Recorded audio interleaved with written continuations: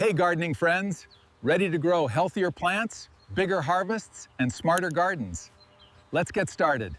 What if the secret to a completely weed-free garden has been sitting in your kitchen cabinet this whole time, and the only reason you never knew was that nobody thought to tell you? Welcome to The Smart Gardener. If you have not subscribed yet, go ahead and hit that subscribe button right now, so you never miss a tip like this one. Now, down the road from where I live, there is an old woman who has kept a garden for 30 years. 30 years, and in all that time, you will not find a single weed in it. Not one. Clean soil between every row, paths without a blade of grass in the cracks. Beds so neat, they look like something out of a picture book all season long. For years, I told myself she was just lucky. Maybe special soil. Maybe she had nothing else to do but kneel out there all day. But one afternoon, I finally put down my pride and walked over and asked her directly.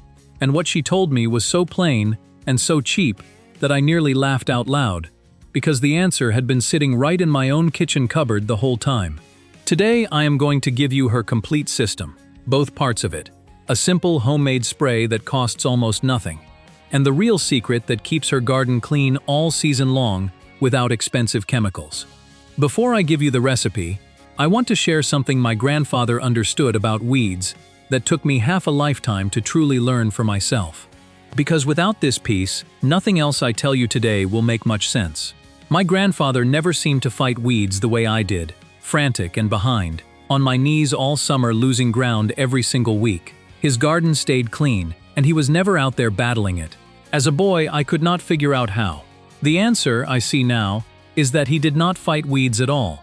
He prevented them. He used to say that a weed you pull is a weed you will pull again, but a weed never given a chance to sprout is gone for good. It took me years to truly understand what he meant. Now here is something most gardeners never hear, and it changes everything. Right now, beneath the surface of your garden soil, there are somewhere between 465 and 14,000 weed seeds per square foot, just lying there, sleeping, waiting for their moment. A single common lamb's quarters plant can produce up to 57,000 new seeds in one season alone. So when you pull a weed or spray it down, you have not solved anything. The seeds are still there by the thousands, ready to take its place the moment conditions are right. This is exactly why hand pulling never wins. The root breaks and regrows. Harsh chemical sprays from the store, yes, they work, but they destroy the living organisms in your soil, including the microscopic fungal networks that help your plants absorb water and nutrients far more efficiently than they ever could alone. After you use those chemicals, your garden plants actually come back weaker, and the weeds come back stronger. Vinegar and boiling water burn the top growth but leave the root alive. And salt, I will say this plainly, salt poisons the ground for years. Nothing will grow where you put it. That is not weed control. That is surrender. The whole secret, the thing my neighbor understood and my grandfather knew before her, is that you do not win this war by fighting harder. You win it by stopping the fight before it starts. So here is the first part of her system, and it costs almost nothing. Everything you need is probably sitting in your kitchen right now. Into a good amount of hot water, not boiling but hot enough to dissolve things easily, you stir in a generous amount of plain baking soda until it is fully dissolved. Then you add 1 spoonful of ordinary dish soap. Finally, you stir in 2 spoonfuls of plain white vinegar, gently, and that is your spray. Mix it fresh each time you plan to use it, because it weakens as it sits. Now let me tell you why each part matters, because understanding this makes you a smarter gardener. Baking soda has a pH of around 8.3, which is strongly alkaline. When you coat a weed's leaves with it, it disrupts the cells, draws moisture out through a process similar to reverse osmosis, and essentially dries the plant from the outside in. But here is the part most people get wrong. If you mix baking soda and vinegar together in high concentrations right away, they neutralize each other. That impressive fizzing you see is just carbon dioxide escaping, and what is left is little more than weak salt water. To get the full power of both, dissolve your baking soda in the water first, add the dish soap second, and add the vinegar last.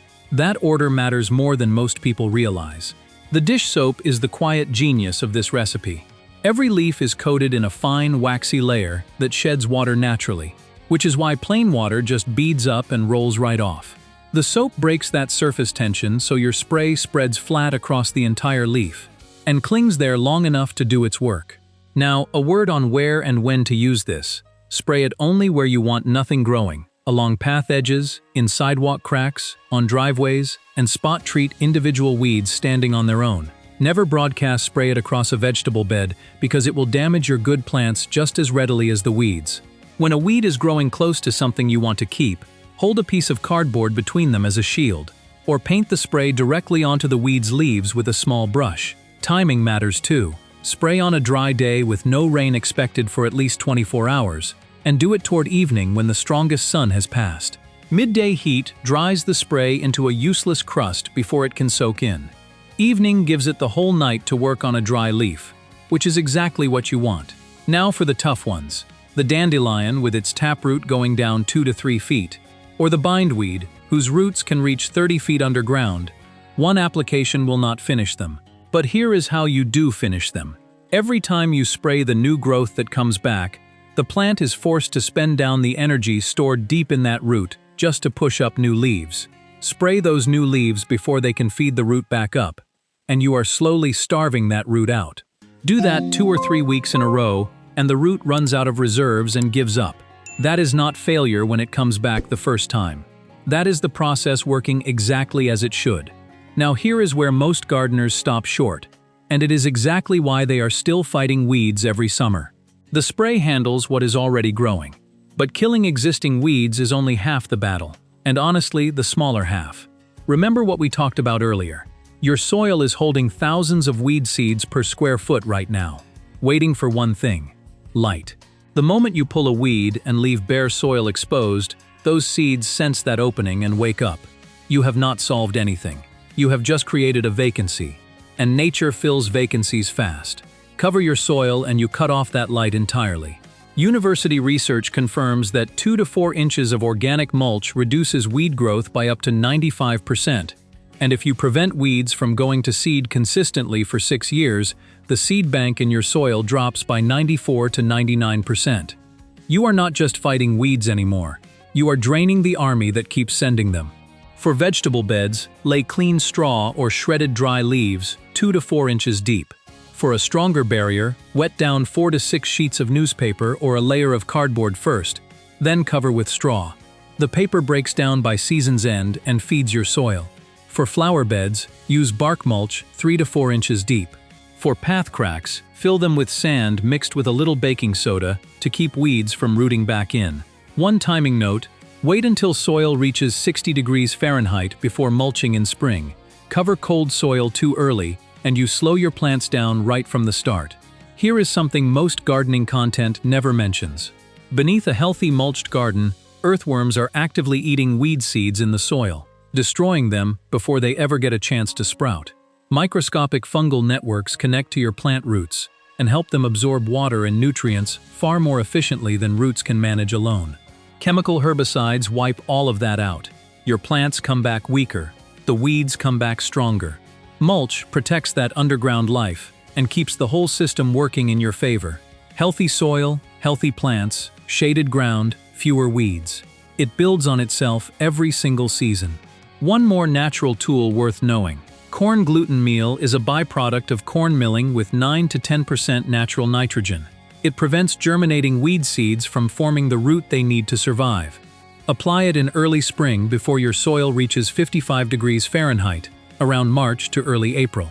Use it in both spring and fall, and you can achieve 60 to 80% control of germinating seeds. Results improve over 2 to 3 years as your soil seed bank steadily shrinks. Just do not apply it within 60 to 90 days of any area you plan to seed yourself. Here is the whole system together. Early spring, spray the baking soda mixture on existing weeds. Broadcast corn gluten meal before the soil warms. Lay mulch thick across every bare patch. That is it. Instead of 40 hours a season on your knees, you are spending a few hours walking through and spot spraying the occasional straggler. One good deep cleaning in spring, and a light touch the rest of the year. The answer I had searched years for was right over the fence the whole time. All it took was putting down my pride and asking, how often in life is it exactly like that? Tell me in the comments which weed troubles you most and what state you garden in. I read every one. Next time, I will show you a homemade fertilizer from everyday ingredients that will do more for your tomatoes than anything from a store shelf. Until then, keep your soil covered and your garden growing.